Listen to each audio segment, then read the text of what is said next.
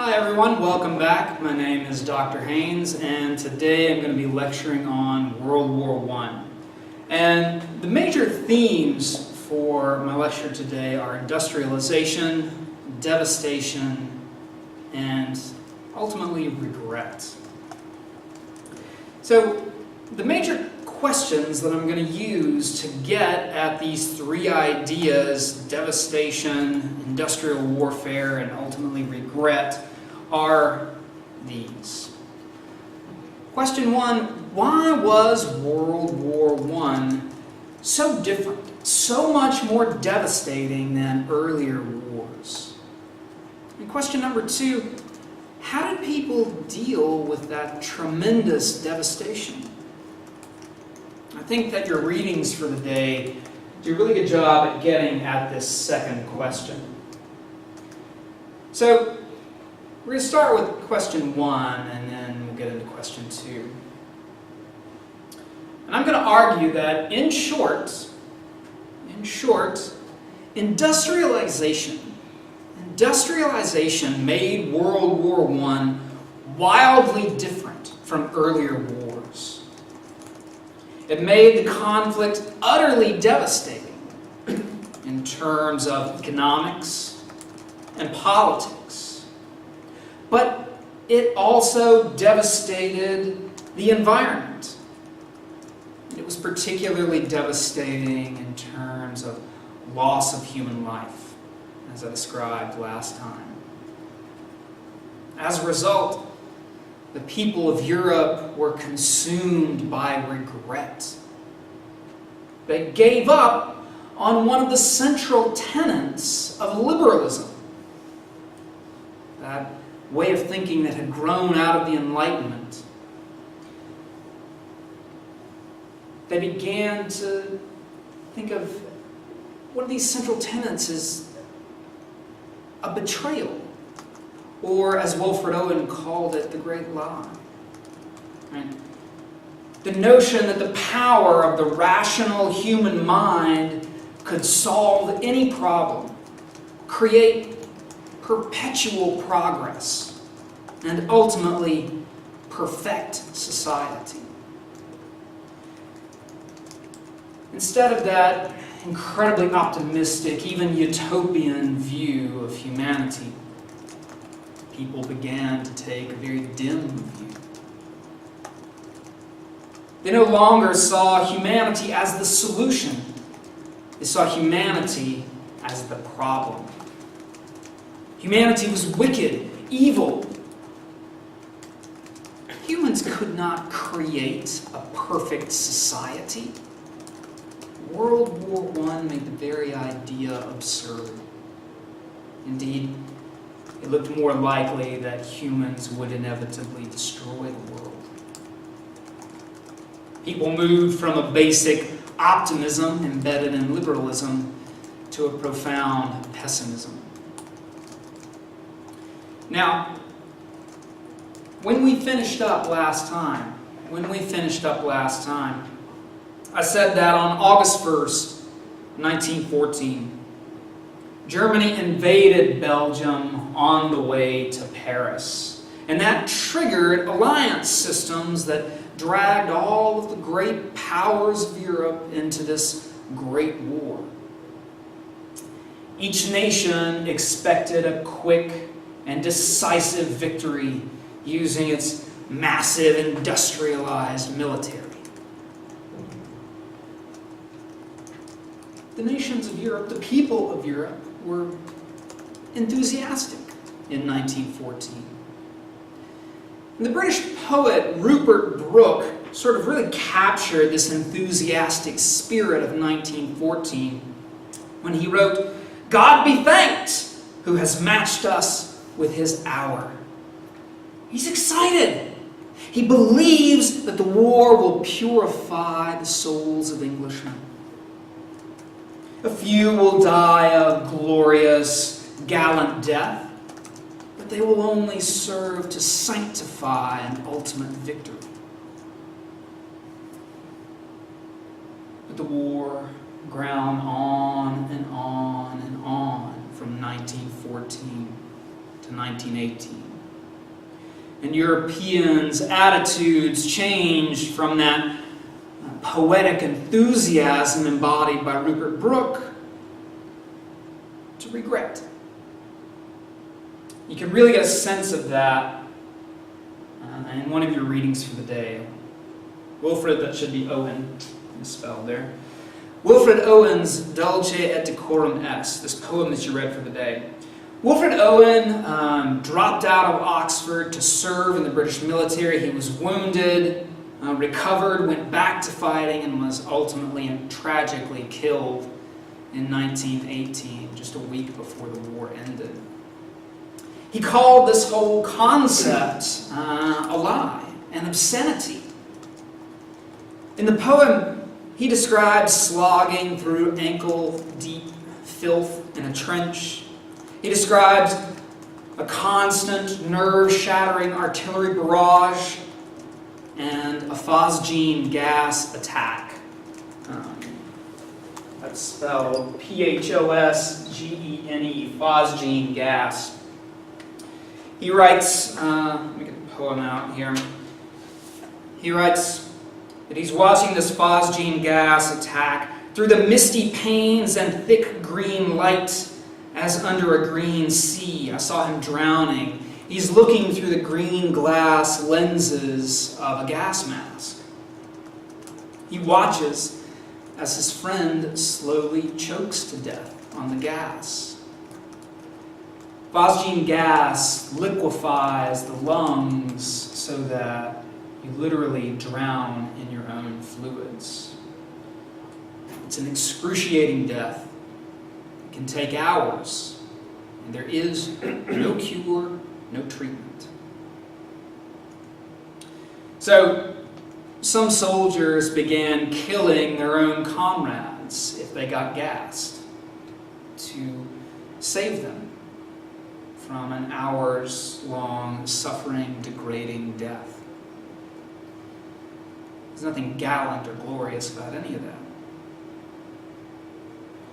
Even for those who survived the fighting, the Great War could take everything from them. And I think you can really get a sense of that from one of your other readings for the day, Vera Brittain. Vera Brittain was a British volunteer nurse who spent much of the war caring for the sick and the wounded. She lost her brother, her fiancé, and her two best friends to the fighting. The whole generation, the dead and the living, became known as the Lost Generation. The so-called Lost Generation. The dead and the living become known as the Lost Generation because even when they survived, they lost everything that meant anything to them. They lost their futures. Vera Brittain recognized that when the war was over, a new world would be born. As she described it, people could again be lighthearted and forgetful. But she also recognized that, as she put it, in that brightly lit alien world, I should have no part. Everything that had hitherto made up my life had vanished. So even the survivors are scarred, forever lost by the experiences of the Great War. That kind of reality set in early on. Kaiser Wilhelm's strategy for defeating France within 6 weeks to avoid a two-front war was totally unrealistic. That's another mistake to add to his list of poor decisions, bad leadership. The plan to defeat France in 6 weeks required more elite combat divisions than Germany had. Even so, Germany won some impressive victories in 1914. bringing them very close to Paris.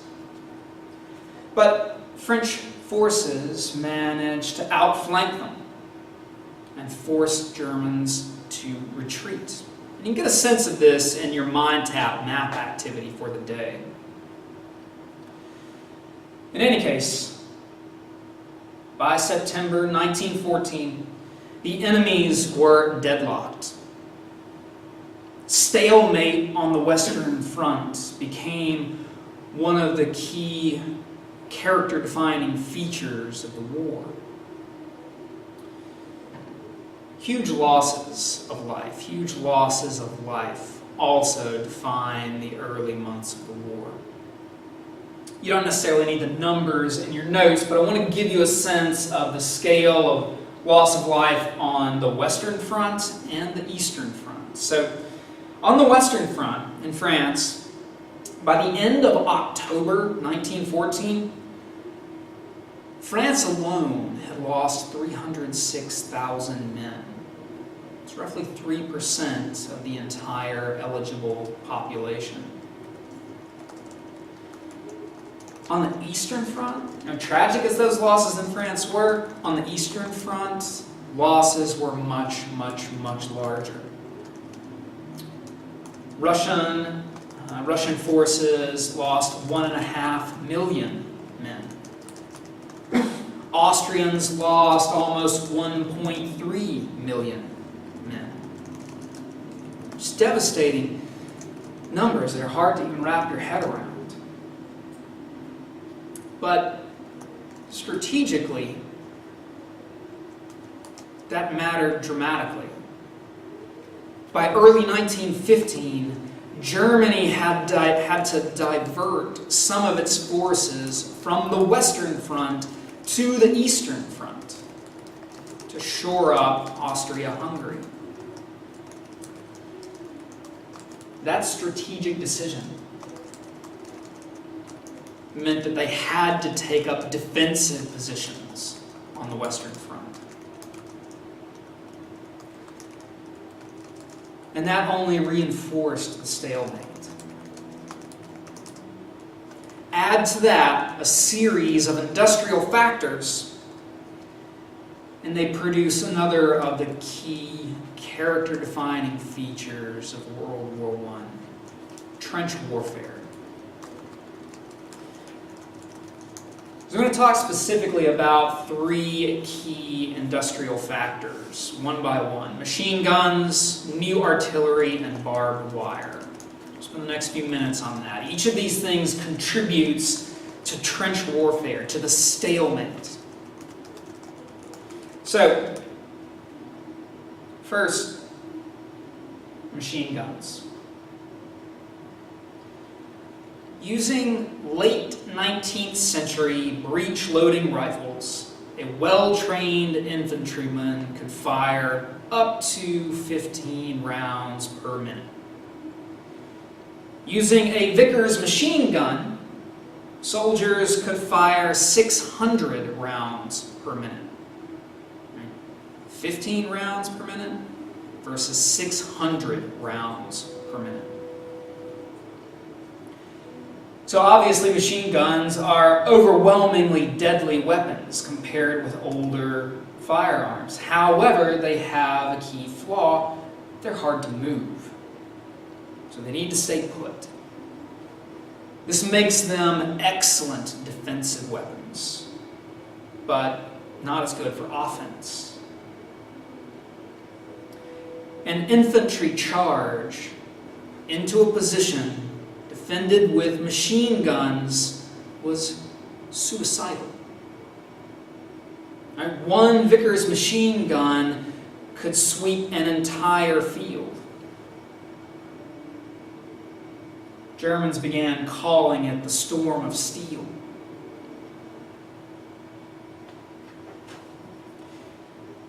New artillery weapons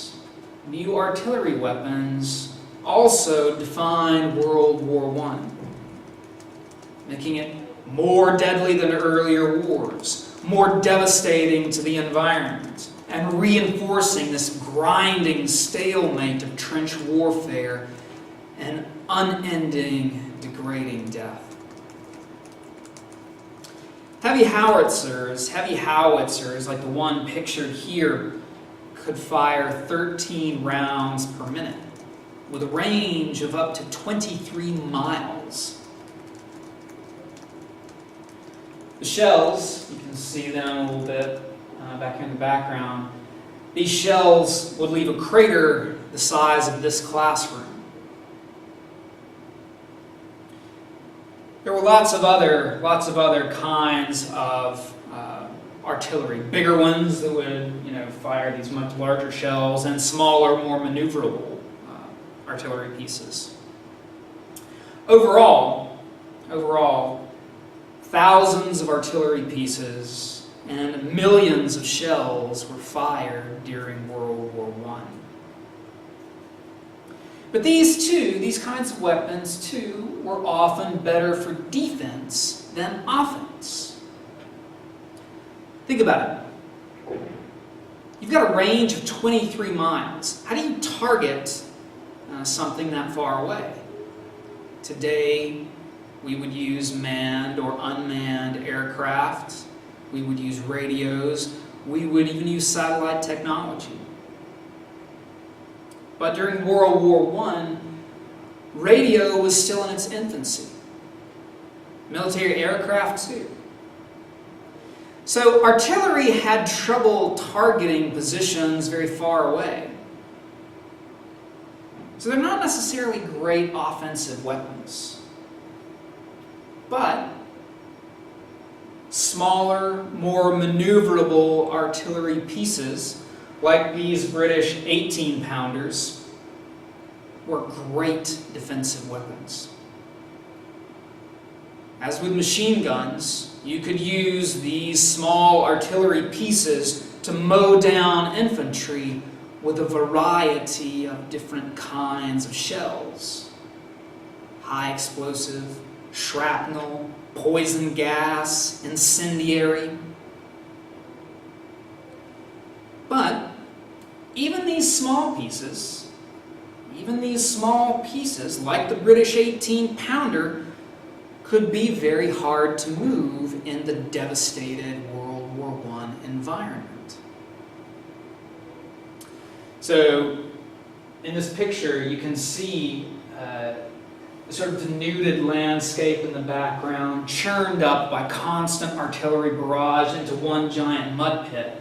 And here you've got this whole team of soldiers trying to drag this small artillery piece out of the mud.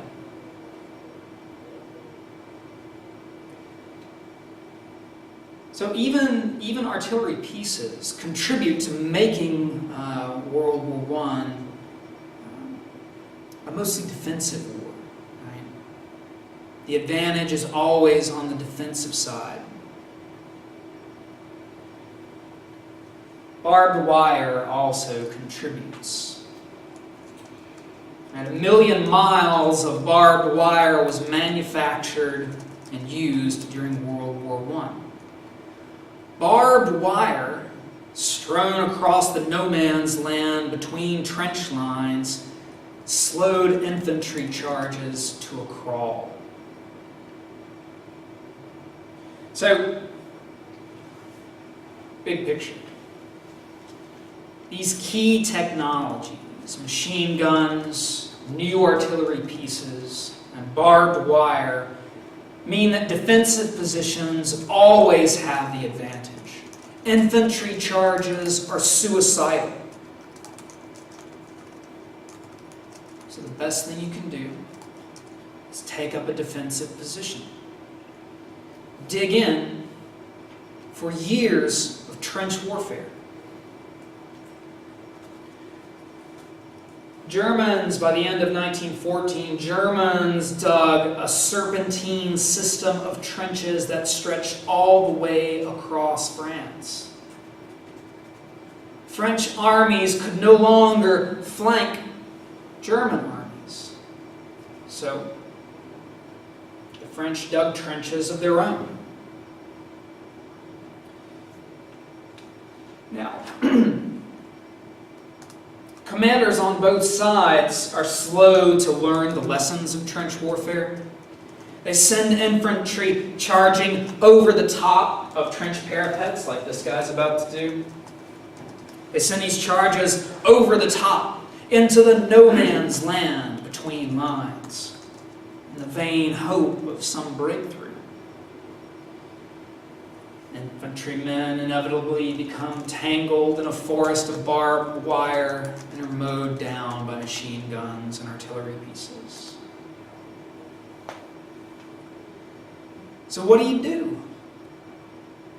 How do you try to break the stalemate? Each side began to add new allies in hopes of breaking the stalemate. Germany and Austria-Hungary allied with the Ottoman Empire and Turkey.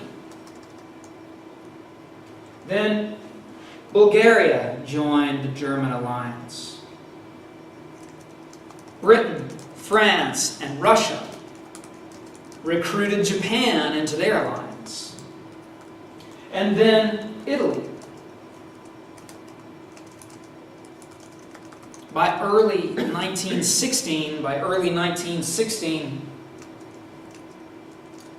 the balance of power seemed to be shifting towards France, Great Britain, Russia, Japan, and Italy, the so-called Allied powers. A very tight British naval blockade meant that Germany was slowly being starved of food and supplies. Russia kept the armies of Austria-Hungary busy on the Eastern Front. France and Britain mobilized unprecedented numbers of women for factory work so that French and British men could serve in the military. But Germany took similar measures. So, in early 1916, both sides were ready to embark on new, massive, offensive actions. And the result was twin battles that in many ways are sort of these signature battles within the larger conflict. Verdun and the Somme.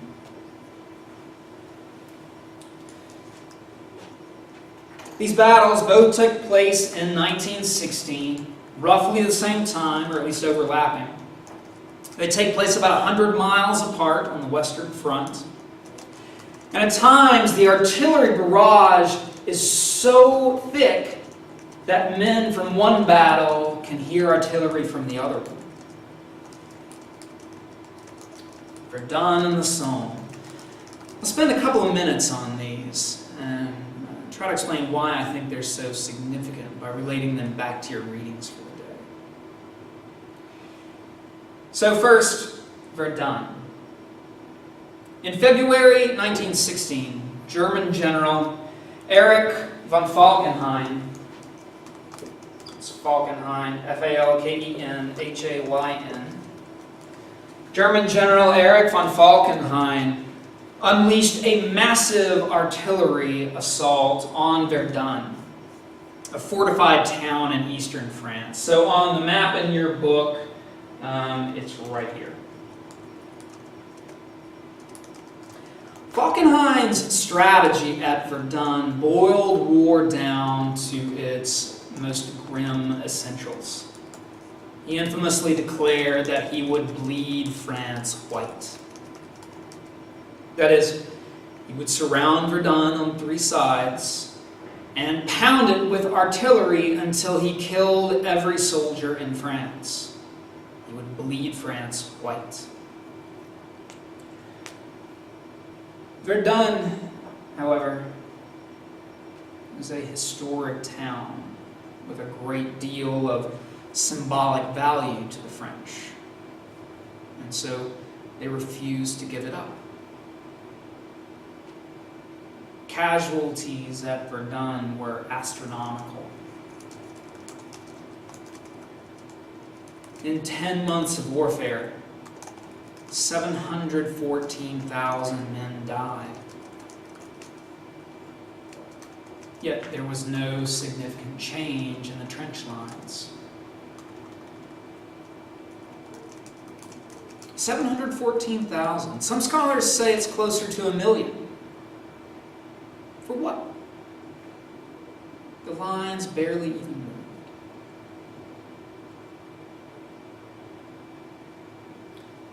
The Allies, Britain and France, opened their offensive at the River Somme in northern France in July 1916. So again, on the map in your book, the Somme battlefield is this other site further north from Verdun.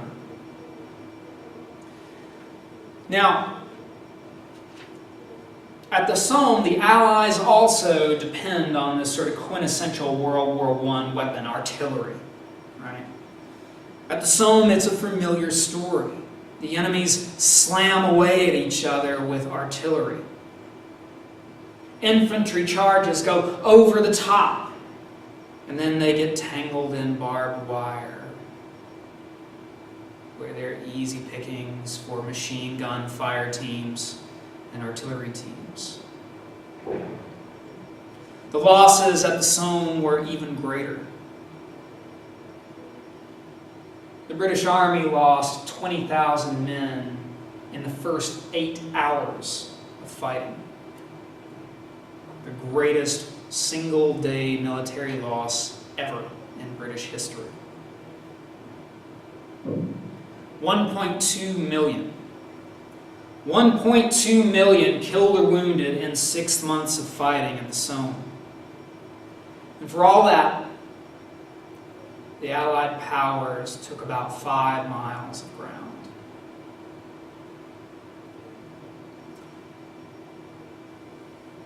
Now, imagine being trapped in a trench for hours, days, weeks, months at a time at Verdun or the Somme. These trenches become open sewers, populated by rats, fleas, roaches, other vermin. People wounded out in the no man's land die slowly. They can't get back to safety because they're tangled in barbed wire. They scream for help for hours, sometimes days. They bleed out, or they get gassed, sometimes just starve to death. They scream for their friends. They cry for their mothers. Before long, everyone on the front lines knows the word for mother in the enemy's language. And when it's over, you sit in your trench and you watch your friend's body turn into a skeleton, devoured by rats and other vermin. You can smell the rot from where you stand.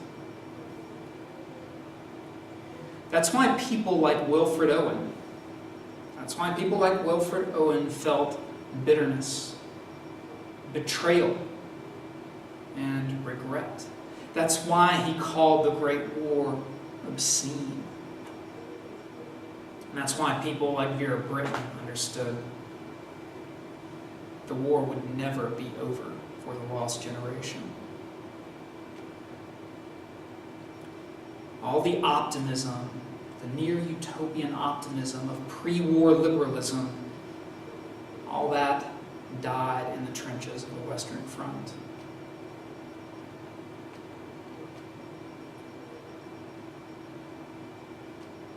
Now, I said last time that colonial disputes were one contributing factor that helped to cause World War I. So, it's no surprise that the colonies are also touched by the horror of war. Once war broke out, Germany could not defend its colonies in Asia or Africa. So the Allied powers, Britain, France, Japan, and others, captured Germany's colonies one by one. So for example, in 1914, Japan captured German colonies in China, the Mariana Islands, the Caroline Islands, the Marshall Islands, and the island of Palau, all with no more regard for the sovereign rights of the indigenous people than Germany had shown. Now, some of these island chains sound familiar, like the Marshall Islands or the Caroline Islands or Palau. They probably should. Japan would use these conquered territories during World War II as an outer defensive perimeter. So we'll be hearing about these island chains again soon.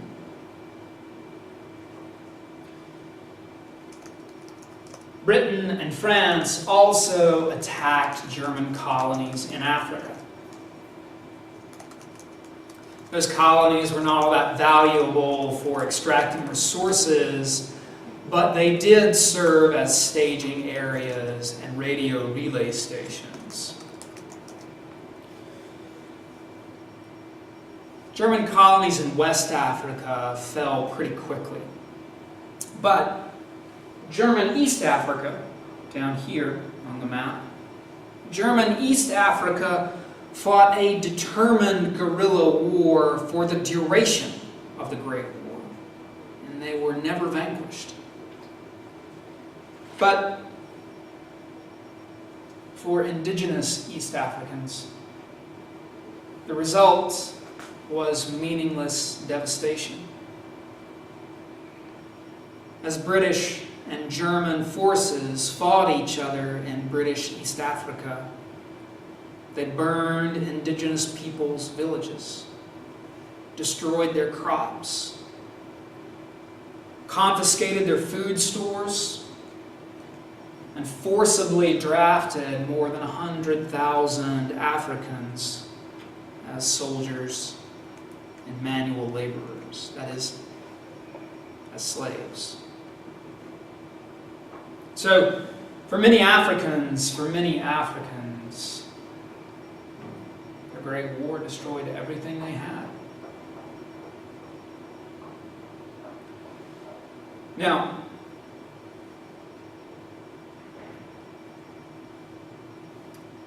the year 1917 was pivotal for a couple of reasons.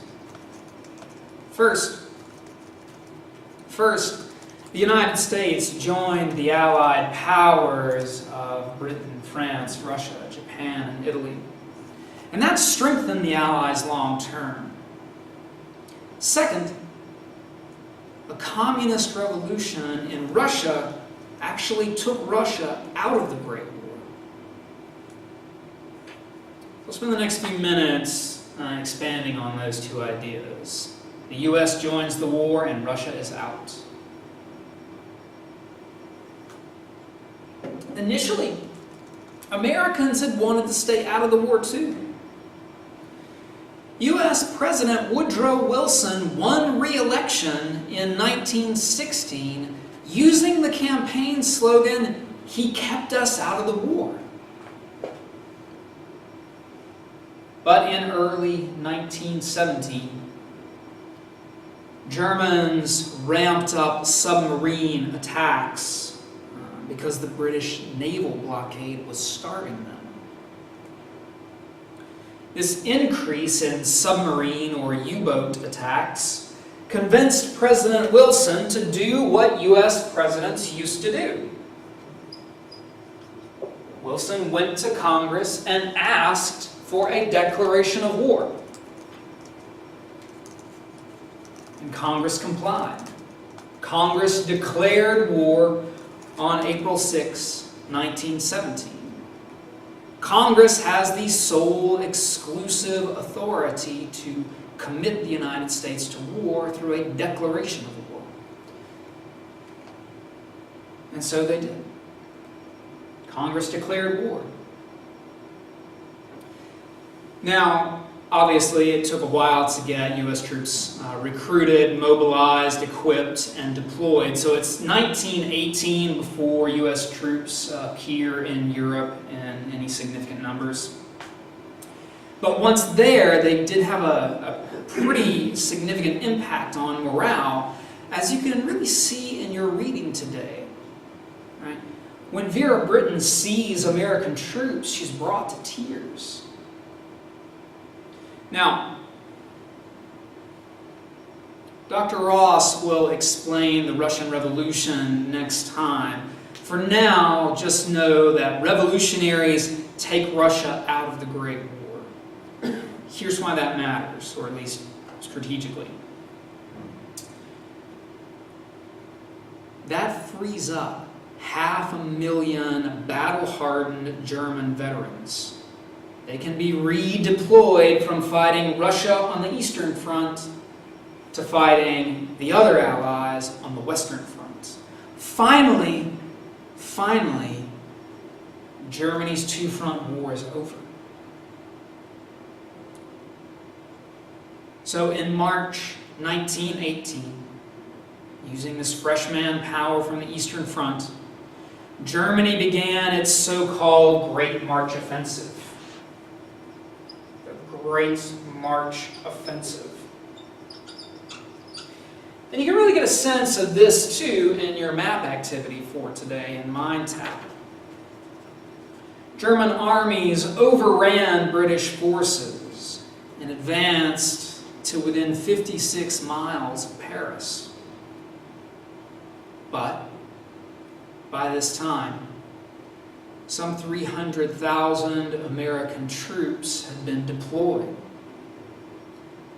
They were mostly green recruits, so everyone was surprised when they halted the German advance at Belleau Wood.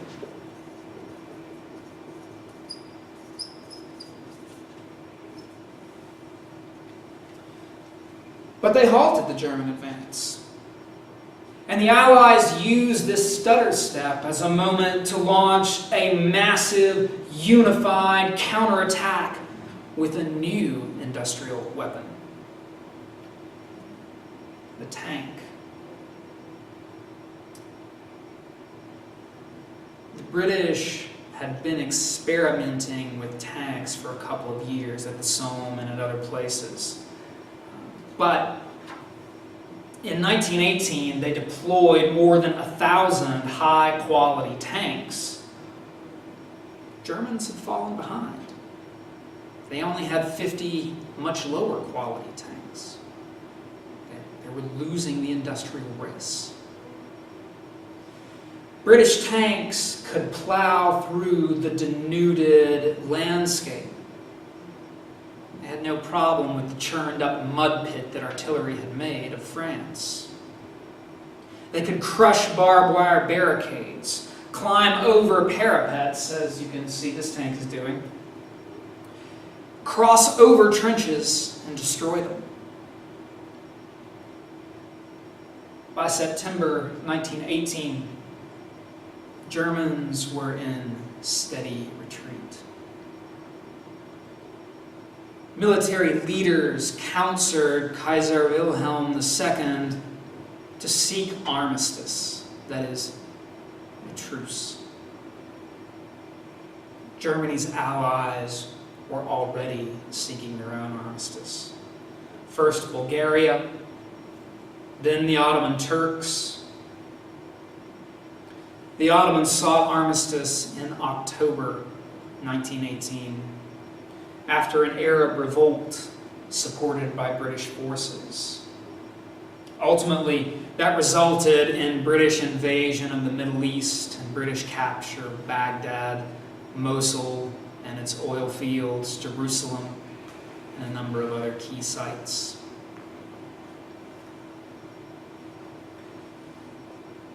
So German armies are in retreats. Germany's allies are seeking their own armistice. So in November 1918,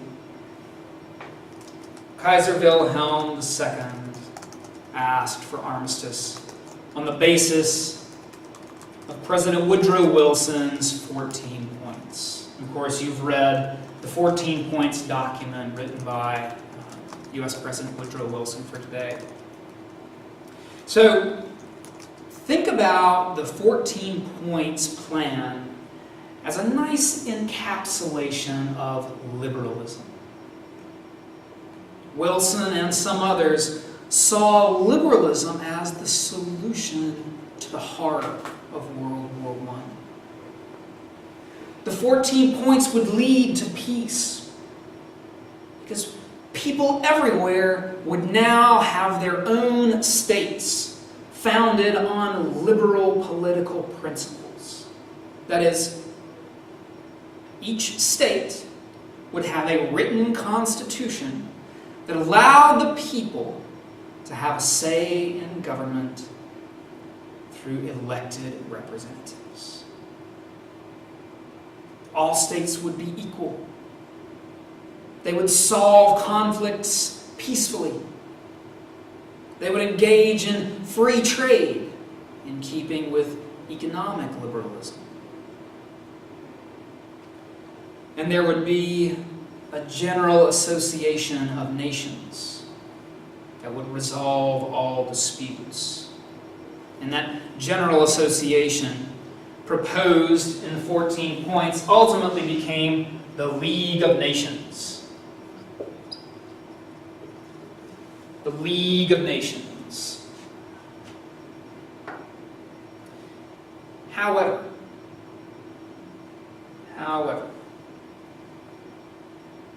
this liberal dream of world peace through self-determined, sovereign, constitutional republics devoted to individual liberty and free trade, well, it was just a dream, wasn't it?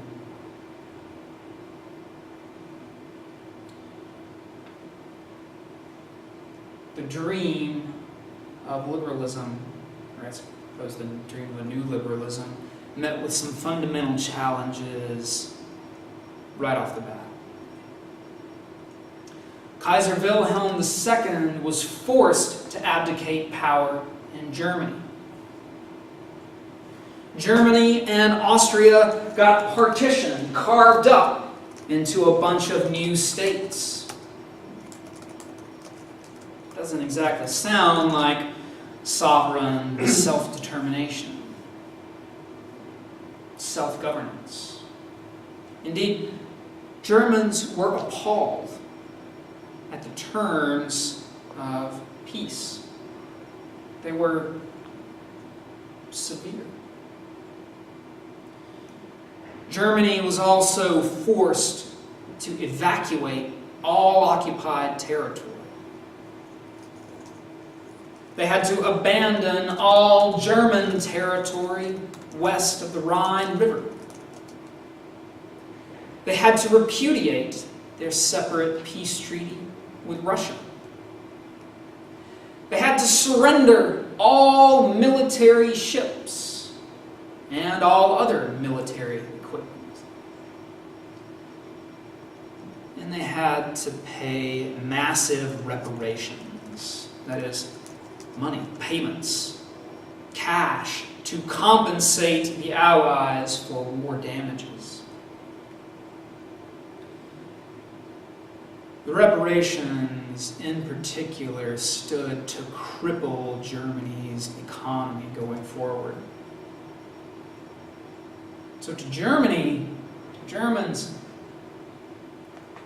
these severe peace terms, this peace plan,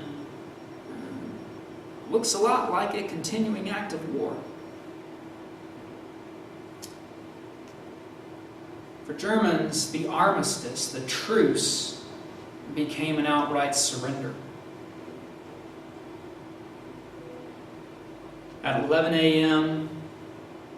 on November 11th, in 1918, the 11th hour, the 11th day of the 11th month, bells rang throughout Europe announcing the end of the Great War. And they were left with what? Give that some thought, and we'll see you next time when we talk about the Russian Revolution.